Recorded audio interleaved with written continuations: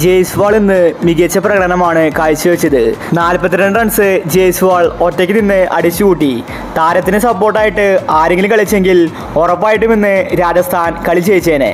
സഞ്ജു പരാഗ് എല്ലാവരും ഫ്ലോപ്പായി. ഇപ്പോഴിതാ ഇന്ന് കളി തോറ്റ ശേഷം ജയ്സ്വാൾ പറഞ്ഞ കാര്യമാണ് നമ്മൾ ഇന്നത്തെ വീഡിയോയിൽ നോക്കുന്നത്. ഇതുപോലത്തെ IPL ന്യൂസിന് വേണ്ടി ഈ ചാനൽ മറക്കാതെ സബ്സ്ക്രൈബ് ചെയ്യൂ. രാജസ്ഥാൻ ആരാധകർ നിരാശയിലാണ്. ഇപ്രാവശ്യം കപ്പ് കിട്ടുമെന്നായിരുന്നു എല്ലാവരും കരുതിയത്. എന്നാൽ ഇപ്പോൾ രാജസ്ഥാൻ തോറ്റു പുറത്തായിരിക്കുകയാണ്. ഇന്ന് കളി തോറ്റ ശേഷം ജയ്സ്വാൾ പറഞ്ഞത് ഇങ്ങനെയായിരുന്നു: ഞങ്ങൾക്കിന്ന് ഒരുപാട് സ്വപ്നങ്ങളുണ്ടായിരുന്നു. ഞങ്ങളിന്ന് ജയിക്കുമെന്നായിരുന്നു കരുതിയത്. അതിനുറച്ചാണ് ഞങ്ങൾ പ്ലാൻ ചെയ്ത് വന്നിട്ടുണ്ടായിരുന്നത്. ബൗളിങ്ങിൽ ആ പ്ലാൻ വർക്കായി. എന്നാൽ ബാറ്റിങ്ങിലാണ് ഞങ്ങൾക്ക് പണിയായത്. സഞ്ജു എന്നോട് ഓപ്പണിങ്ങിൽ അടിച്ചു കളിക്കാൻ ആവശ്യപ്പെട്ടു. സഞ്ജു പറഞ്ഞതുപോലെ തന്നെ ഞാൻ കളിച്ചു.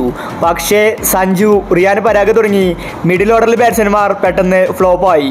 അതാണ് കളി തോൽക്കാൻ കാരണമായത്. എൻ്റെ കടമ ഞാൻ കൃത്യമായി നിർവഹിച്ചു. എന്നാൽ ബാക്കി ആരും തന്നെ കളിച്ചില്ല.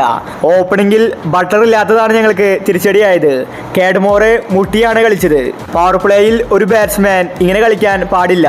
ഇത്രയും സ്ലോ ബാറ്റിംഗ് കാഡ്മോർ കാഴ്ചവെക്കുമെന്ന് ഞാൻ കരുതിയില്ല. കളി തോറ്റതിൽ ഒരുപാട് വിഷമമുണ്ട്.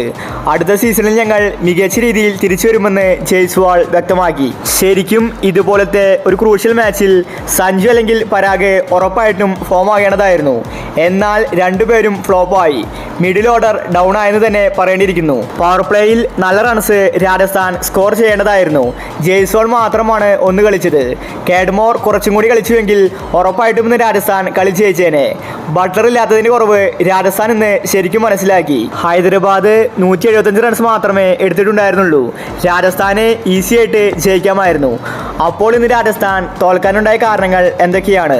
നിങ്ങളുടെ അഭിപ്രായങ്ങൾ താഴെ കമൻറ്റ് ചെയ്യുക. ഇതുപോലത്തെ IPL ന്യൂസിന് വേണ്ടി ഈ ചാനൽ മറക്കാതെ സബ്സ്ക്രൈബ് ചെയ്യൂ.